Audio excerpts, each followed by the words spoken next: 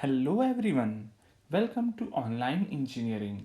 इस particular session में हम लोग बात करने वाले हैं about the flexural strength of concrete.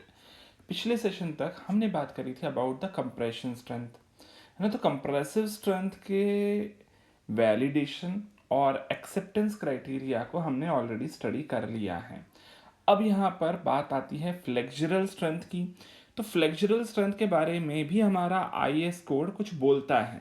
क्या बोलता है ये मैं आपको बोलकर बताऊं, उससे बेहतर होगा कि आप डायरेक्टली यहाँ पर आईएस कोड से ही सुने, है ना। तो इसीलिए आईएस कोड से ही सुनवाने के लिए मैंने यहाँ पर आईएस कोड की ही स्क्रीनशॉट रखा हुआ है सामने। तो अब देखिए, ध्यान से देखिएगा, सुनिएगा। वैसे तो मैं ये सारी बातें खुद भी अपने हाथ से लिख कर दे सकता था, आपको लगता है कि अरे वाह यार, सर को याद है सब कुछ। बट एक्चुअली यहाँ पर इम्पॉर्टेंट ये नहीं है कि मैं खुद की सुप्रीमेसी प्रूव करूँ। इम्पॉर्टेंट ये है कि एज अ स्टूडेंट आप लोग आईएएस कोड को पढ़ना सीखें। आईएएस कोड से जो डर लगता है आप उसको दूर करें। बिकॉज टीचर ए या बी अच्छा नहीं है, सबसे इंपॉर्टेंट क्या, सबसे अच्छा क्या है, दैट इज आईएएस कोड। ठीक है, तो सबसे बड़ा कौन है, आईएएस कोड। अगर आप आईएएस कोड को पढ़ना सीख जाते हो, उससे पढ़ने में जो डर लगता है वो अगर दूर कर लेते हो तो वो सबसे अच्छा है। इसलिए कोशिश करेंगे यहाँ पर, अगर कोई भी आईएएस कोड का रिकमेंडेशन मेरे लेक्चर्स में आ रहा है तो हम कोशिश करेंगे कि हम डायरेक्टली आईएएस कोड के स्क्रीनशॉट से ही डायरेक्टली पढ़ें। क्योंकि वो डर अगर आपका खत्म हुआ तो शायद आप भी खुद आईएएस कोड को पढ़ने की इच्छा करें। ठीक है, तो अभी फिलहाल चलिए देखते हैं, हम बिना ज़्यादा लेक्चर दिए मूव करते हैं इस पर्टिकुलर स्क्रीनशॉट में क्या लिखा था। देखिए, सबसे पहली बात यहाँ पर ये लिखा है sampling and strength of design concrete mix. ठीक है, तो इसके बाद यहाँ पर लिखा हुआ था, याद होगा आप लोगों को, कि भाई आप 7 दिन का कर सकते हो, आप 3 दिन का कर सकते हो, आप 28 दिन का कर सकते हो। ठीक है ना। बट फिर आगे मैंने आपको क्या बताया था कि भैया सैम्पलिंग के कुछ प्रोसीजर होते हैं। ठीक है, तो प्रोसीजर मैंने लास्ट सेशन में आपको बताया था कि भाई रैंडम सैम्पलिंग प्रोसीजर होता है। ठीक है, समझ में आ गया, इतना पूरा पढ़ने की जरूरत नहीं है। अब सिर्फ रैंडम सैम्पलिंग प्रोसीजर पढ़ोगे, ये आप लोगों को मैंने खुद भी लिख कर दिया था। ठीक है, फिर मैंने आप लोगों को क्या बताया था कि भाई फ्रीक्वेंसी क्या होनी चाहिए, कहाँ कहाँ से सैंपल लेने, कितने कितने लेने हैं, तो उसके लिए ये वाला टेबल बताया था, याद है। और इवन ये नोट भी पढ़ा था हमने कि नंबर ऑफ शिफ्ट्स पे डिपेंड करेगा कि आपको कितनी बार सैंपल्स लेने हैं। ठीक है, फिर आगे बात आ जाती है टेस्ट स्पेसिमेन की। तो देखो यहाँ पर टेस्ट स्पेसिमेन के बारे में लिखा है 15.3 में, ऊपर पढ़ते वापस से। ठीक है, ऊपर पढ़ते वापस से यहाँ पर क्या लिखा था। तो आगे बोल रहा है क्या, देखिए पूरा आईएएस कोड को पढ़ते हैं, जो भी कुछ हमने पढ़ा है, कि आपको यहाँ पर 28 दिन का जो टेस्टिंग है वो करना चाहिए। इसके अलावा एडिशनल सैंपल्स की जरूरत पड़ेगी अगर 7 दिन या फिर आप कोई दूसरे टाइम के लिए भी स्ट्रेंथ निकालना चाहते हो। ठीक है, तो अगर इसके अलावा फिर आगे क्या बोल रहा है कि test results of the sample में, देखो मैंने पहले बोला था आपको वैलिडेशन या फिर एडमिसिबिलिटी क्राइटेरिया, वो ये लिखा है 15.4 में। क्या लिखा है, that the test result shall be the average of strength of 3 specimen. 3 specimen का एवरेज होता है आपका सैंपल का रिजल्ट। ठीक है, तो एक सैंपल में कितने स्पेसिमेंस होते हैं, 3 होते हैं, और वो क्या होता है, एवरेज होता है तीनों का। फिर इंडिविजुअल वेरिएशन 15% से ज़्यादा नहीं होना चाहिए। क्लियर है, ये सब कुछ आईएएस कोड में लिखा हुआ था। फिर आगे बढ़ते हैं यहाँ पर, फिर आगे देखो क्या लिखा है, हमने इसके पहले एक्सेप्टेंस क्राइटेरिया पढ़ा था, उस पर न्यूमेरिकल्स भी किए थे। एक्सेप्टेंस क्राइटेरिया में देखो कंप्रेसिव स्ट्रेंथ, कंप्रेसिव स्ट्रेंथ में पहले mean strength of any group निकालने के लिए बोला for 4 consecutive test results. Table 11 मैंने लास्ट सेशन में आपको दिखाया था, खैर अब इसको वापस से नहीं बता रहा हूँ। In the same way individual test results भी देखे थे हमने, वो भी अगेन सेम टेबल में दिया हुआ था। अब जो हमारे इस सेशन में इंपॉर्टेंट है वो ध्यान से पढ़ते हैं। ठीक है, ध्यान से पढ़ते हैं क्या लिखा है। आईएएस कोड हमारे इस सेशन के बारे में क्या बोलता है, बोलता है दैट फ्लेक्सुरल स्ट्रेंथ का अगर मैं टेस्ट कर रहा हूँ, एक्सेप्टेंस क्राइटेरिया अगेन है। ठीक है, बट किसके लिए है, फ्लेक्सुरल स्ट्रेंथ के लिए है। फ्लेक्सुरल स्ट्रेंथ के लिए बोलता है that when both the following conditions are met the concrete complies with the specified flexural strength. तो भैया फ्लेक्सुरल स्ट्रेंथ के लिए भी 2 क्राइटेरिया है, कौन कौन से हैं। पहला बोलता है that the mean strength determined from any group of 4 consecutive test results. कोई भी 4 कंसेक्यूटिव टेस्ट रिजल्ट से जब मैं यहाँ पर मीन स्ट्रेंथ निकालूंगा तो वो आपकी स्पेसिफाइड कैरेक्टरिस्टिक स्ट्रेंथ से एटलीस्ट 0.3 न्यूटन पर एम स्क्वायर ज़्यादा आना चाहिए। ठीक है, तो यहाँ पर पहला क्राइटेरिया, चलो आपको अगर ये स्क्रीनशॉट ना अच्छा लगता हो, कंफर्टेबल ना लगता हो, तो मैं यहाँ पर भी आपको बता देता हूँ that what are the acceptance criteria, what are the acceptance criteria for the flexural strength, acceptance criteria for the flexural strength. अच्छा, पहला क्राइटेरिया यहाँ पर क्या लिखा हुआ दिख रहा है, 1A लिख देता हूं, दैट द एवरेज वैल्यू कितने के, 4 के, कितने के, 4 के। कहाँ लिखा है सर, ये लिखा है 4 कॉन्जिक्यूटिव टेस्ट। ठीक है, तो एफ एवरेज क्या हो जाएगा सर, लेट सपोज आपने ए बी सी डी ये 4 वैल्यूज आपने डिटरमाइन करी है 4 सैंपल से, तो इनका एवरेज क्या हो जाएगा, डिवाइडेड बाय 4। ठीक है, ऑब्वियस सी बात है ये वैल्यू भी किस में आएगी, न्यूटन पर एम स्क्वायर में आएगी। ठीक है, तो यहां पर क्या बोल रहा है कि जो मीन फ्लेक्सुरल स्ट्रेंथ है वो आपके कैरेक्टरिस्टिक फ्लेक्सुरल स्ट्रेंथ से एटलीस्ट 0.3 ज्यादा होनी चाहिए। मतलब एफ एवरेज की वैल्यू क्या होनी चाहिए, at least F C R plus 0.3 होनी चाहिए। तो ये पहला क्राइटेरिया है। ठीक है, लेकिन यहां पर ध्यान दीजिएगा ये बाय 4 करा है, इसका मतलब क्या है, that this F average is nothing but that is, क्या लिखा हुआ है, that is the mean strength, that is the mean strength for of 4 consecutive test results. ठीक है, तो ये बात क्लियर है यहाँ पर। अच्छा, नॉन ओवरलैपिंग टेस्ट रिजल्ट्स होंगे यहाँ पर, ये बात का ध्यान रख लीजिएगा, वो सेम चीज है जो कि यहाँ पर इसके पहले आपने कंप्रेसिव स्ट्रेंथ में पढ़ी थी। अच्छा, सेकंड क्राइटेरिया क्या बोल रहा है, सेकंड क्राइटेरिया भी लगे हाथ में यहाँ पर लिख ही देता हूँ क्योंकि आईएएस कोड सामने दिख रहा है, तो उसको पढ़ के देख सकते हैं। At any individual test result complies, अच्छा सॉरी, फ्लेक्सुरल स्ट्रेंथ में पढ़ना था, that the strength determined from any test should not be less than the specified characteristic strength by 0.3। इसका मतलब कि अगर इंडिविजुअल वैल्यूज हमारे पास ए बी सी या डी, तो यहां पर क्या बोल रहा है, that individual results should be greater than F C R minus 0.3। इसका मतलब क्या है कि ए भी आपका क्या होना चाहिए, एफ सी आर माइनस 0.3 से ज्यादा होना चाहिए। सिमिलरली बी भी ज्यादा होना चाहिए एफ सी आर माइनस 0.3 से।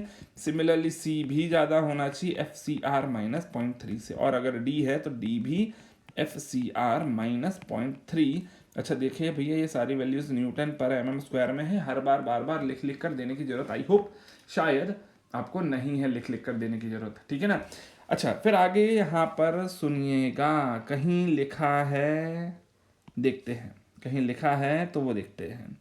ठीक है, तो यहाँ पर नहीं सर, इस वाले में तो नहीं लिखा। अच्छा, इसमें से काम की चीज़ क्या थी, तो इसमें से काम की जो चीज़ थी एक बार मैं उसको भी हटा देता हूँ, जो हमारे काम की चीज़ थी उसको यहाँ पर रख लेते हैं। तो चलिए, जो भी कुछ यहाँ पर काम का था वो मैंने यहाँ पर अलग से स्क्रीनशॉट में लगा दिया है, तो इसको बिल्कुल अपने नोट्स में रखेंगे अपन। लेकिन अब सवाल ये आता है कि सर फ्लेक्सर के लिए हम लोग यहाँ पर टेस्ट कैसे करेंगे, फ्लेक्सर के लिए हम लोग यहाँ पर टेस्ट कैसे करेंगे, और ये जो एफ है ये क्या है। ठीक है, ये अगर एफ है तो ये एफ है क्या, जो मैंने लिख दिया था, F is nothing but that is characteristic flexural strength, that is characteristic flexural strength of concrete, that is the characteristic flexural strength of concrete। ठीक है, तो ये चीज तो क्लियर है। या फिर इसी को कई बार हम लोग बोल देते हैं as the modulus of rupture, इसको कई बार क्या बोल देते हैं, as the modulus of rupture. ठीक है, अच्छा इसमें भी हम लोग कैरेक्टरिस्टिक स्ट्रेंथ निकाल रहे हैं, तो ये बात का ध्यान रख लेना that this is the strength और this is the strength below which, it is the strength below which, same definition 5% वाली, below which less than 5% of samples 5% of samples will fail। samples नहीं लिखता हूँ, specimens लिख देता हूँ, specimens will fail. मतलब ये भी आप उसी तरह से कैलकुलेट करोगे जैसे इसके पहले आप लोगों ने अपना कंप्रेसिव स्ट्रेंथ कैलकुलेट किया था। मतलब क्या हो जाएगा फॉर्मूला आपका, एफ सी आर मीन, ठीक है, मीन वैल्यू अगर निकालनी है तो that will be equals to be the characteristic strength plus 1.65 times of sigma. तो ये फॉर्मूला सेम रहेगा, यही फॉर्मूला आप लोग यूज करते थे for the compressive strength also, बिल्कुल याद है ना। तो फॉर्मूला ठीक है, यहाँ पर डेफिनेशन भी क्लियर है। लेकिन अब सवाल ये आता है कि सर टेस्ट हम लोग क्या करते हैं, तो भैया ध्यान दीजिएगा यहाँ पर, आप जो टेस्ट करते हो, आप जो टेस्ट करते हो for all the major projects, आप टेस्ट करते हो थर्ड पॉइंट लोडिंग वाला, ठीक है। तो थर्ड पॉइंट लोडिंग वाला टेस्ट किया जाता है। चलिए ये भी लिख देता हूं, that for all major projects, for all major projects, flexural strength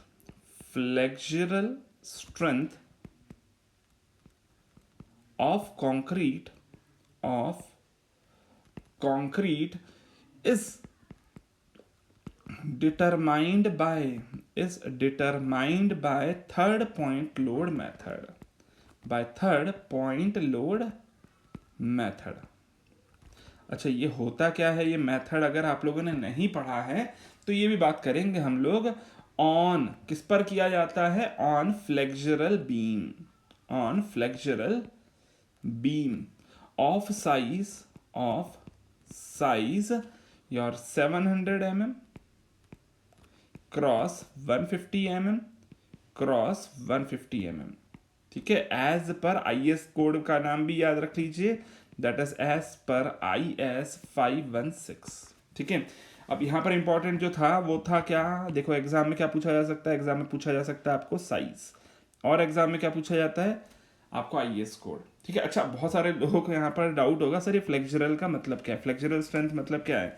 तो भैया फ्लेक्सर का मतलब होता है, टेक्निकल वर्ड है ये फॉर बेंडिंग, ठीक है। ये बेंडिंग का टेक्निकल वर्ड है, ठीक है। तो बेंडिंग स्ट्रेंथ है, सिंपली आप ये मान लो।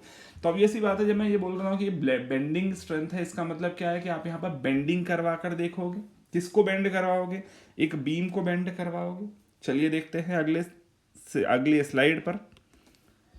जब मैंने ये चीज बोली कि भैया मैं एक बीम को यहाँ पर बेंड करवाऊंगा, तो बीम लेट सपोज मैंने कुछ इस तरह से रखी है, let suppose that this is your beam, ठीक है। अब ये बीम मैंने कास्ट करी है अपने कंक्रीट की, ठीक है। अच्छा, बीम की साइज क्या है, तो भैया जैसा मैंने आपको ऑलरेडी बोल दिया, साइज क्या थी वो मैंने आपको ऑलरेडी बता दिया है, क्या है 150 mm क्रॉस 150 mm, है ना। ये 150 mm और ये 150 mm है। लेकिन सर ये जो टोटल लेंथ है, ये टोटल लेंथ कितनी होगी, तो this is your 700 mm, this is your 700 mm। Okay, इसको आप यहाँ पर रखोगे, ये दो सपोर्ट दे दिया आपने, ठीक है, ये दो सपोर्ट्स दे दिए आपने। अच्छा, ये दोनों ही सपोर्ट्स का डिस्टेंस क्या होता है, यहाँ 50 mm होता है। ये डिस्टेंस कितना है, दिस इज 50 mm, ठीक है। अब आप यहाँ पर लोड अप्लाई करोगे, लेकिन लोड भी देखो भैया आपको यूनिफॉर्मली डिस्ट्रीब्यूट करना है ना। डिस्ट्रीब्यूशन ऐसा होना चाहिए कि भैया बेंडिंग मोमेंट वेरी ना करे। अब बेंडिंग मोमेंट वेरी ना करे तो उसके लिए आप क्या करते हो, 1/3 पॉइंट पर आप लोड अप्लाई करते हो। तो 1/3 पॉइंट पे लोड अप्लाई करने के लिए क्या करते हो, आप एक इधर अपना एक सपोर्ट देते हो, एक सपोर्ट इधर देते हो, ठीक है। और ये आपका एक प्लेट है, ये आपकी एक प्लेट है, ठीक है। तो ये प्लेट पर आपने लोड अप्लाई कर दिया, ठीक है। तो दिस इज योर प्लेट को चलो मैं कलर दे देता हूँ, that this is your plate, okay. And आपका जो हमारा कंक्रीट है, ये कंक्रीट का कलर साफ साफ समझ में आ गया है आपको अलग से, और बाकी ये सपोर्ट्स है, ठीक है। तो क्लियर है। अब बात को समझिए, यहाँ पर जब आप लोड अप्लाई कर रहे हो तो ये लोड आपने लेट अस सपोज लोड आपने अप्लाई करा P, लोड कितना अप्लाई कर दिया, P लोड अप्लाई कर दिया है। तो P लोड जो होगा वो डिस्ट्रीब्यूट होगा, यहाँ लगेगा P/2, ठीक है, इधर लगेगा P/2। अब ये जो पर्टिकुलर बीम है, अगर मैं इसी के लिए आपको पूछता हूँ कि शियर फोर्स डायग्राम बनाकर बताओ, देखो एक सपोर्ट यहाँ, एक सपोर्ट यहाँ, एक लोड लग रहा है यहाँ, एक लोड लग रहा है यहाँ, P/2 P/2। अच्छा, 1/3 लोड बोला, 1/3 पॉइंट बोला था, इसका मतलब क्या है कि भैया देखो ये जो डिस्टेंस बच गया ये कितना है, 600 mm, ठीक है, ये डिस्टेंस कितना बच गया था 600 mm। तो ये जो पर्टिकुलर पॉइंट है ना जहाँ पर आपने लोड अप्लाई करा है, ये कितने डिस्टेंस पर होता है, this is at a distance of 200 mm, इधर से भी और इधर से भी, और ये जो बीच का डिस्टेंस है ये भी क्या हो गया 200 mm का हो गया। ठीक है, तो अब यहाँ अगर मैं देखता हूँ, देखो ये हो गया 200 mm, ये हो गया 200 mm। अब अगर आपने सॉम पढ़ा है तो बिल्कुल आप इसके लिए shear force diagram, bending moment diagram दोनों निकाल सकते हो, है ना। लेकिन अगर नहीं पढ़ा है तो कोई दिक्कत नहीं है, ज़रूरत नहीं है अभी फ़िलहाल, क्योंकि हम अभी एक्चुअली ये जो पर्टिकुलर पोर्शन पढ़ रहे हैं ये आरसीसी के न्यूमेरिकल्स में नहीं आने वाला। ठीक है, हाँ सॉम में बिल्कुल ये सब आप लोग पढ़ोगे, नहीं भी पढ़ा है अभी तक तो कोई दिक्कत नहीं है ना, क्योंकि मैं डायग्राम यहाँ पर बना कर दे रहा हूँ आपको, कोई अलग अलग केसेस तो पूछने नहीं वाला। ठीक है, लेकिन जिसको समझना हो उसके लिए बात है यहाँ पर। तो अब यहाँ पर अगर मैं बात कर लेता हूँ बेंडिंग मोमेंट डायग्राम की, तो बेंडिंग मोमेंट डायग्राम इस केस के लिए कैसा बनता है, तो भाई बेंडिंग मोमेंट डायग्राम बन जाता है आपके पास कुछ इस तरह का, ये बनता है बेंडिंग मोमेंट डायग्राम। ठीक है, तो बेंडिंग मोमेंट की मैक्सिमम वैल्यू क्या हो जाती है, दैट इज PL/6। ठीक है, तो this is your bending moment diagram. अब अगर मैं आपको यहाँ पर बोलता हूँ कि भैया आपने बेंडिंग स्ट्रेसेस पढ़े हैं क्या, अब देखो ये भी नहीं पढ़ा होगा अगर आपने सॉम नहीं पढ़ा है तो, लेकिन इग्नोर कर लो अगर सॉम नहीं पढ़ा है तो, और अगर आपने सॉम पढ़ा है तो उन स्टूडेंट्स को थोड़ा सा ज़्यादा कॉन्फिडेंस आ जाएगा जिन्होंने सॉम पढ़ा है। नहीं पढ़ा है इट्स ओके फाइन, वापस से बोल रहा हूँ, ये बताएं यहाँ पर मैक्सिमम बेंडिंग मोमेंट की वैल्यू कितनी है, PL/6। ठीक है, आई अगर मैं यहाँ पर मोमेंट ऑफ इनर्शिया की बात करता हूँ फॉर द रेक्टेंगुलर सेक्शन कितना हो जाएगा, दैट विल बी BD3/12। ठीक है, सिग्मा यहाँ पर क्या है, that is your stress, that is your FCR, और Y मतलब maximum distance of the extremost fiber is D/2। तो यहाँ से आप FCR की वैल्यू निकाल देंगे, वो कितना आ जाएगा, that will be equals to be PL/BD²। ठीक है, तो कितने पर आपका जो बीम है वो फेल हो रहा है वो आप चेक कर लेते हो, और उसके बाद यहाँ से आपका FCR की वैल्यू भी इजीली मिल जाती है। वैल्यू किस में मिलेगी, that will be in Nm/mm²। Units का थोड़ा सा ध्यान रख लेना, वैसे कैलकुलेशन की बात आपको करता नहीं है। ठीक है, लेकिन ये जो पर्टिकुलर मेथड है जो कि मैंने आपको बोला कि 3 पॉइंट लोड मेथड है ना, ये 3 पॉइंट लोड मेथड है, ये किसके लिए यूज किया जाता है, अगर बड़ा प्रोजेक्ट है। ठीक है, 3 पॉइंट लोड मेथड, ओके यहाँ पर 3 पॉइंट में 3 पॉइंट तो लिखा ही नहीं मैंने, है ना, तो लिख देता हूँ चलो 3 पॉइंट लोड मेथड। क्लियर है।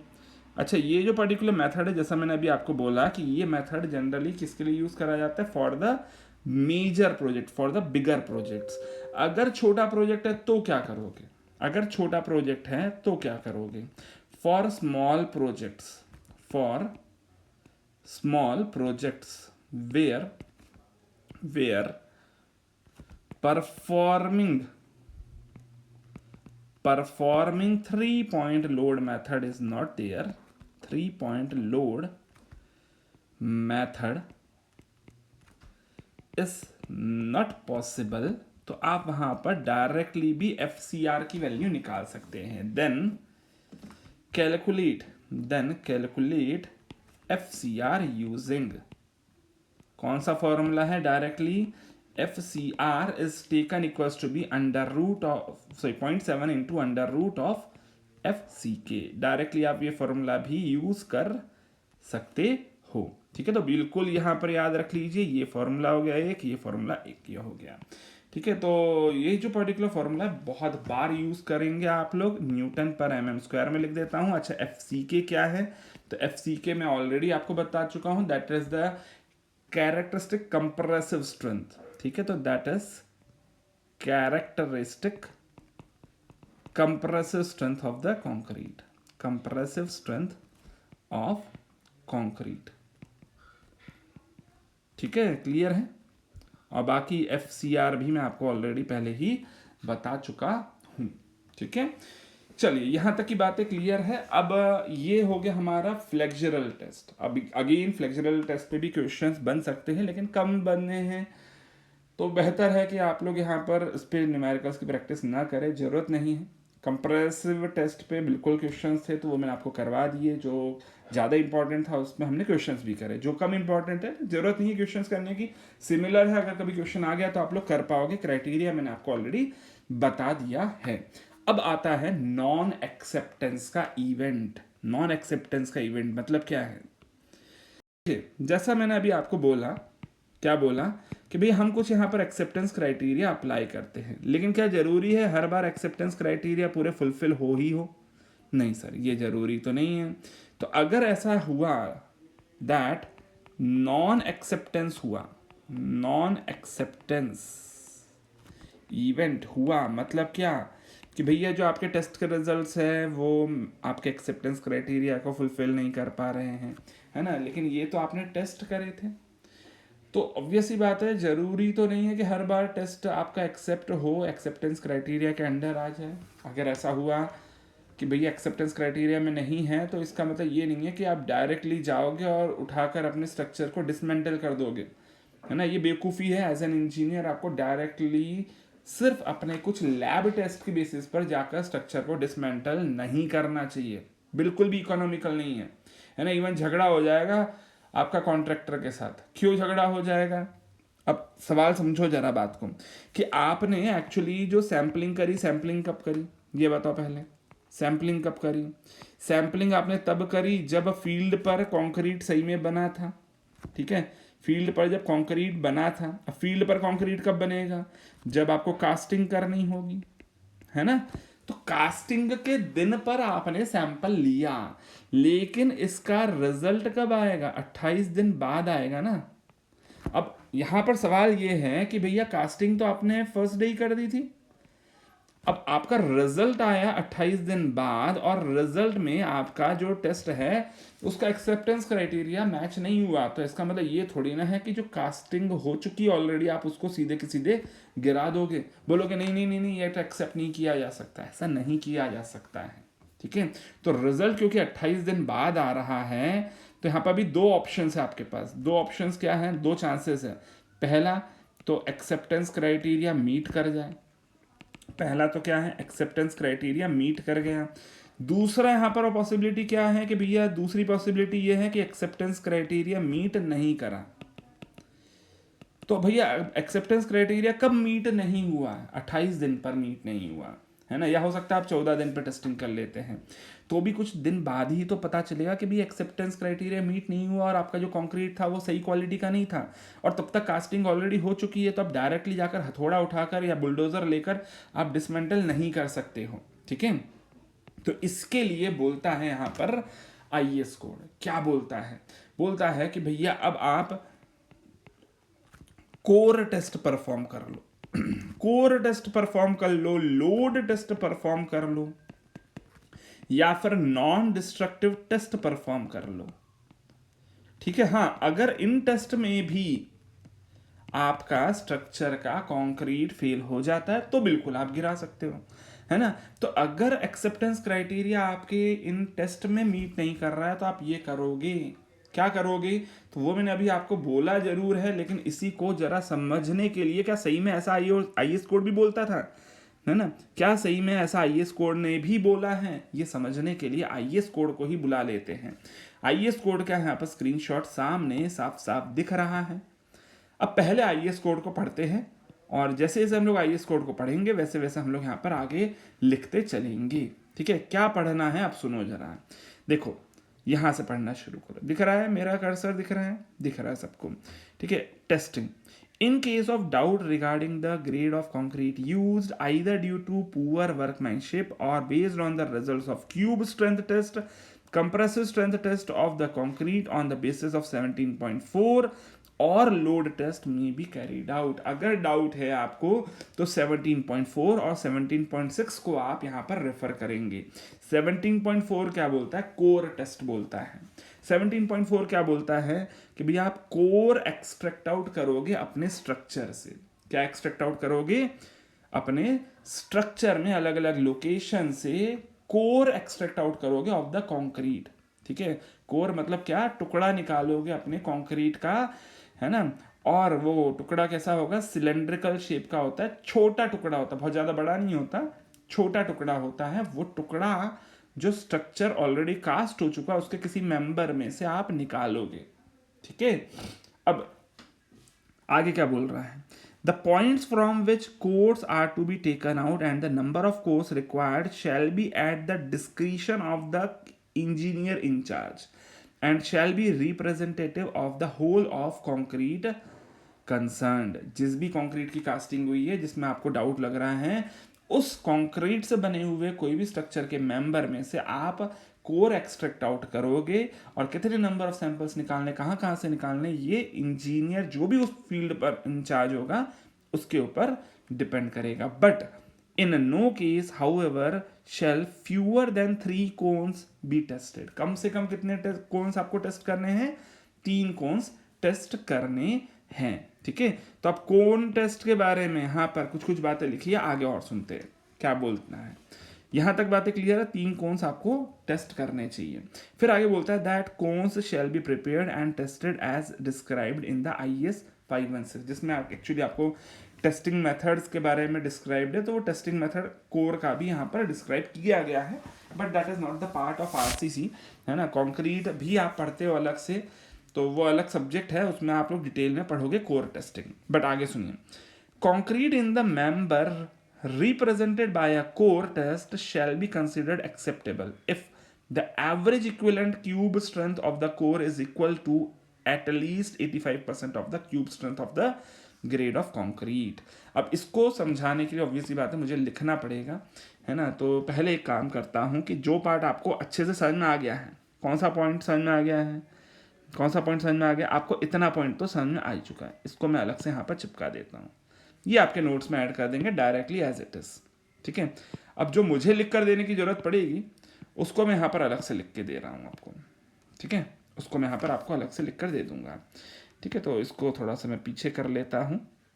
अब जरा समझते हैं कि हमारे इस IS कोड में और क्या लिखा हुआ है। ठीक है, देखिए, concrete in the member represented by a core test shall be considered acceptable if the average equivalent cube strength, जहां मैं ये बोल रहा हूं average equivalent cube strength मतलब क्या है, सबसे पहली बात मैंने क्या बोला कि आपको 3 कोर्स लेने हैं। मिनिमम कितने नंबर ऑफ कोर्स होंगे, मिनिमम 3 कोर्स आर एक्सट्रैक्टेड। ठीक है, मिनिमम 3 कोर्स आप एक्सट्रैक्ट करोगे। अच्छा, ये कोर्स कैसे होते हैं, तो कोर होता है आपका सिलेंड्रिकल शेप का। कैसे शेप के होते हैं, सिलेंड्रिकल शेप के कोर होते हैं। ऑब्वियसली बात है, जब मैं इन कोर्स पर टेस्टिंग करूंगा तो मुझे यहाँ पर स्ट्रेंथ किसकी मिलेगी, सिलेंडर की मिलेगी। किसकी स्ट्रेंथ मिलेगी, यहाँ पर सिलेंडर की स्ट्रेंथ मिलेगी। तो लेट अस सपोज कोर की स्ट्रेंथ क्या है, 3 कोर्स है ना, तो 3 कोर्स की जो स्ट्रेंथ आ रही है दैट इज A न्यूटन पर mm² में। ठीक है, B एंड C। तो भैया ये जो स्ट्रेंथ है ये किसकी है, ये तो सिलेंडर की है ना भाई। क्या बोला गया है, बोला गया है कि आपको कन्वर्ट करना पड़ेगा, देखो क्या लिखा है, इक्विवेलेंट क्यूब स्ट्रेंथ। तो इनकी इक्विवेलेंट क्यूब स्ट्रेंथ क्या होगी, let us suppose capital A होगी, कैपिटल B होगी for this and capital C होगी फॉर दिस। ठीक है, तो कोर स्ट्रेंथ जो मैं बोल रहा हूँ वो सिलेंडर की है। आपको किसकी निकालनी है, आपको निकालना है इक्विवेलेंट क्यूब स्ट्रेंथ। तो अब जल्दी जल्दी याद करो रीस्ट्रेनिंग इफेक्ट को। रीस्ट्रेनिंग इफेक्ट क्या बोलता था कि जो क्यूब में स्ट्रेंथ आएगी उसमें रीस्ट्रेनिंग इफेक्ट ज़्यादा होगा, है ना। और रीस्ट्रेनिंग इफेक्ट क्योंकि ज़्यादा है तो क्यूब की स्ट्रेंथ ज़्यादा आएगी, जबकि सिलेंडर की लेंथ ज़्यादा होती है इसलिए उसमें रीस्ट्रेनिंग इफेक्ट कम होगा और उसकी स्ट्रेंथ कम आएगी। तो भैया ये जो स्मॉल a है ये छोटा है, कैपिटल A क्या होना चाहिए, बड़ा होना चाहिए। कितना होना चाहिए, तो याद होगा आप लोगों को that FC of cube is nothing but that is equals to be 1.25 times of the FC of your cylinder। ठीक है, तो जो सिलेंडर की स्ट्रेंथ होती है वो 0.8 टाइम्स होती है, यही सेम चीज यहाँ पर लिखी है। तो ऑब्वियसली बात है कैपिटल A क्या हो जाएगा 1.2 times of small a, capital B क्या हो जाएगा 1.25 times of small b, capital C क्या हो जाएगा 1.25 times of small c। Clear है, तो पहली चीज तो यहाँ पर क्लियर हो गई है। क्या बोल रहा था कि आपको इक्विवेलेंट क्यूब स्ट्रेंथ निकालनी है, should be at least 85% of the cube strength of the grade of concrete. तो क्या बोल रहा है यहाँ पर, पहला पॉइंट क्या बोल रहा है, that F average, ठीक है, F average, एवरेज कहाँ लिखा है भैया, ये लिखा है देखो, इफ द एवरेज और एवरेज इक्विवेलेंट क्यूब स्ट्रेंथ, ठीक है, तो F average should be greater than और equals to be 0.85 times of F C K, ठीक है, बट कौन सी एज पर, वो एज पर जिस भी एज पर आप टेस्टिंग कर रहे हो, ठीक है, तो यहाँ पर ध्यान रख लेना क्या बोल रहा है कि F average and F C K are of same age, are of same age, ठीक है, बट फिर आगे क्या बोल रहा है, आगे बोल रहा है that no individual core has a strength less than 75%, मतलब क्या बोल रहा है कि भैया इंडिविजुअल स्ट्रेंथ मतलब ए है ना, इंडिविजुअल स्ट्रेंथ क्या है अपनी ए की वैल्यू क्या होनी चाहिए भैया, 75% से ज्यादा होनी चाहिए, ठीक है, और बी की वैल्यू भी, ठीक है, और सी की वैल्यू भी, तीन वैल्यूज निकाली है ना मैंने अभी यहाँ पर, ठीक है, C should also be greater than 0.75 times of F C K, ठीक है, क्लियर इतनी बात, ये दोनों क्राइटेरिया यहाँ पर मैच होंगे तो मैं बोल दूंगा कि हाँ भाई मेरा कोर टेस्ट क्या हुआ, कोर टेस्ट सफल हो गया है, ठीक है, क्लियर है इतनी बात। तो आई होप शायद यहाँ तक जितनी भी बात लिखी ये चीज़ समझ में आई होगी, बोलो हाँ या ना, क्लियर है, पक्का है इतनी बात यहाँ पर समझ में आ चुकी है। अब अगर समझ में आ गई है तो एक काम करता हूँ, यहाँ पर ये मेरा जो जो ये वाला पॉइंट था इसको भी उठाकर यहाँ पर आपके लिए लगा देता हूँ, समझ में आ रही बात, ठीक है, तो हाथ से लिखा हुआ भी समझ में आना चाहिए और इवन जो आप लोग यहाँ पर पढ़ कर समझ रहे हो फ्रॉम द आईएएस कोड वो भी समझ में आना चाहिए। अच्छा आगे क्या लिखा देखिए, in case the core test result do not satisfy then where such test have not been done, load test आप करोगे।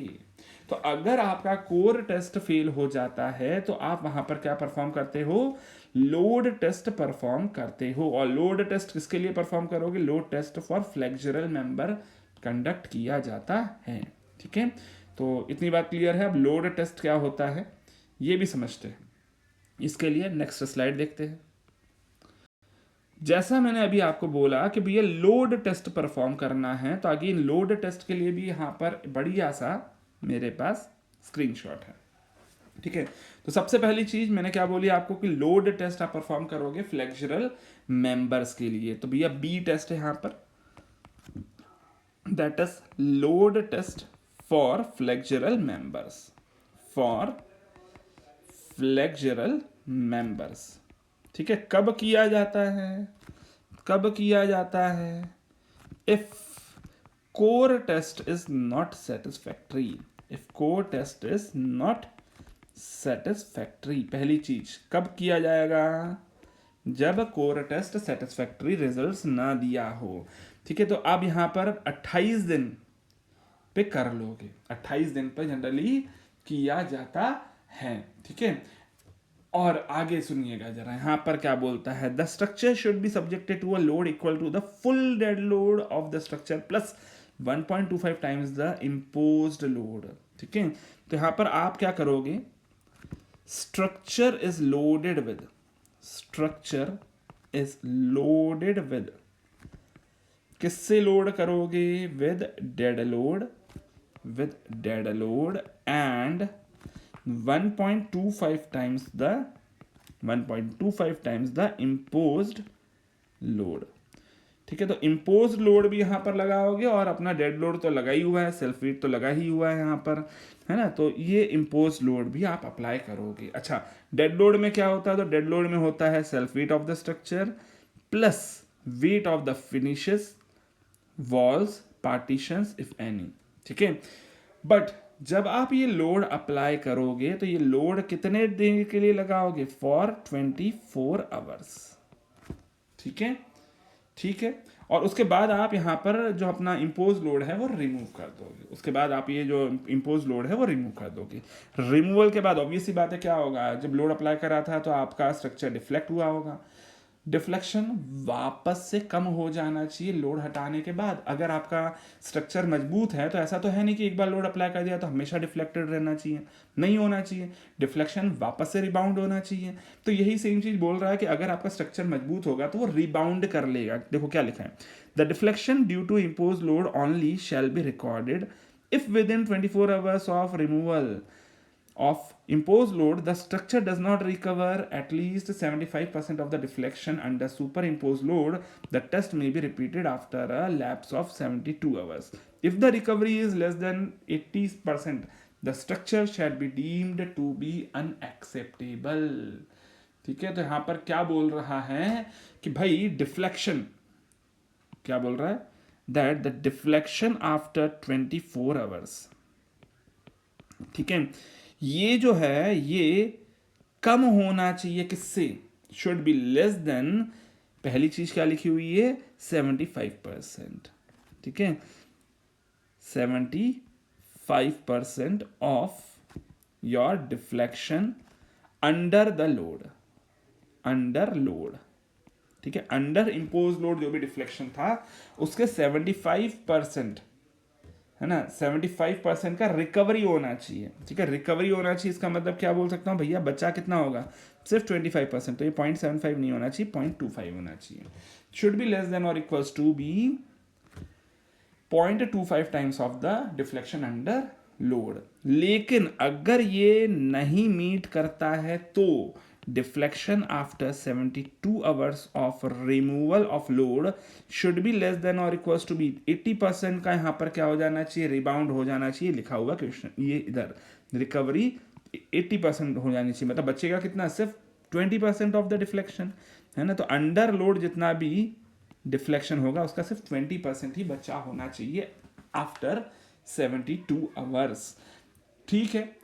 तो ये बात क्लियर है। लेकिन अगर ये भी नहीं होता सेटिस्फाई तो उस केस में आप बोल दोगे that structure is unacceptable, structure is unacceptable. Clear है, बोलो हाँ क्लियर है, ठीक है ना। तो ये बातें बिल्कुल इंपॉर्टेंट है, बहुत ज़्यादा इंपॉर्टेंट है, ठीक है। तो अब यहाँ से जो भी मेरे को इस आईएएस कोड से समझ में आई है बात, वो मैं यहाँ पर लिख देता हूँ आप लोगों के सामने from the IAS code directly, क्योंकि अभी आईएएस कोड पढ़ने का भी अलग मज़ा है, ठीक है। तो दोनों मज़े ले लो आप, ठीक है, दोनों मज़े ले लो आप। यहाँ पर चलो इधर रख देता हूँ, इसको बाद में देखेंगे, इसको बाद में देखेंगे, अभी आगे पढ़ते हैं अपन लोग, ठीक। अभी आगे पढ़ते हैं, क्या बोल रहा है, आगे बोल रहा है that the if the maximum deflection in M shown during 24 hour is less than 40 L square by D, ध्यान दीजिए, if maximum deflection under the load, under load जो डिफ्लेक्शन है वो लेस देन है किससे, 40 L स्क्वायर बाय डी से, तो फिर वहां पर क्या बोल रहा है, फिर वहां पर it is not necessary for the recovery to be measured, ठीक है, then no recovery measurement is required, no recovery measurement is required, मतलब ऑलरेडी पहले से डिफ्लेक्शन इतना कम है कि आपको रिकवरी चेक करने की जरूरत ही नहीं है, ठीक है। ठीक है, चलो सर इतनी बात क्लियर होगी, समझ में आ गई। अब आगे बढ़ते हैं, ठीक है, अब आगे बढ़ते हैं क्या बोल रहा है आगे, members other than flexural member, तो उसमें आपको यहाँ पर नॉन डिस्ट्रक्टिव टेस्ट करने चाहिए, ठीक है। नॉन डिस्ट्रक्टिव टेस्ट कौन कौन से करने चाहिए, तो भैया रिबाउंड हैमर टेस्ट करोगे, अल्ट्रासोनिक पल्स, वेलोसिटी टेस्ट करोगे, प्रोब पेनिट्रेशन टेस्ट करोगे, पुल आउट टेस्ट करोगे, मैच्योरिटी टेस्ट करोगे। चाहो तो आप इसी की लिस्ट बना लो, लिस्ट बनाकर दे देता हूँ यहाँ पर लगे हाथ आप लोगों को, ठीक है। तो लिस्ट बना लेते हैं अपन, ठीक है। क्या था, फॉर सी लिख देता हूँ, for other members, for other members, ठीक है, members other than flexural member, चलिए पूरा लिख देता हूं, for members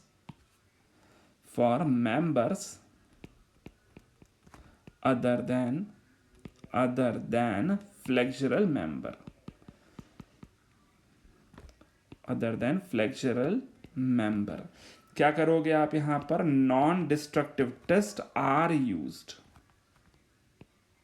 are used to obtain the properties of concrete, to obtain the properties of concrete.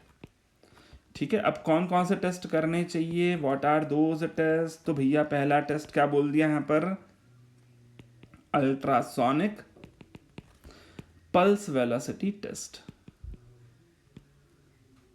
दूसरा टेस्ट क्या बोल दिया गया है, that is your rebound hammer test, rebound hammer test.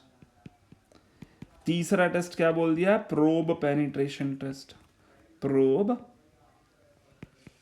Penetration test. चौथा टेस्ट क्या बोल दिया गया है, that is your pull out test. ठीक है, अब ये सारे टेस्ट आप पढ़ते हो लेकिन आरसीसी में पढ़ने की जरूरत नहीं है ना। अच्छा, इसके अलावा मैच्योरिटी टेस्ट, ठीक है, ये सब आप लोग पढ़ लेंगे।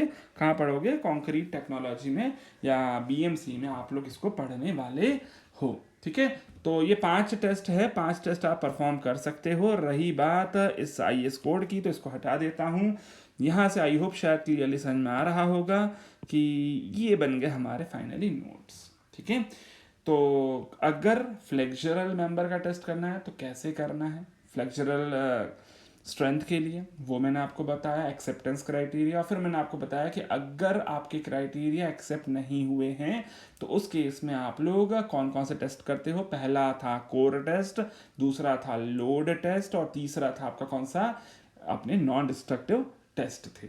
ठीक है, तो यहाँ समाप्त होता है आपका एक्सेप्टेंस क्राइटेरिया। अब अगले सेशन में मिलते हैं हम लोग कुछ और नए कंसेप्ट के साथ।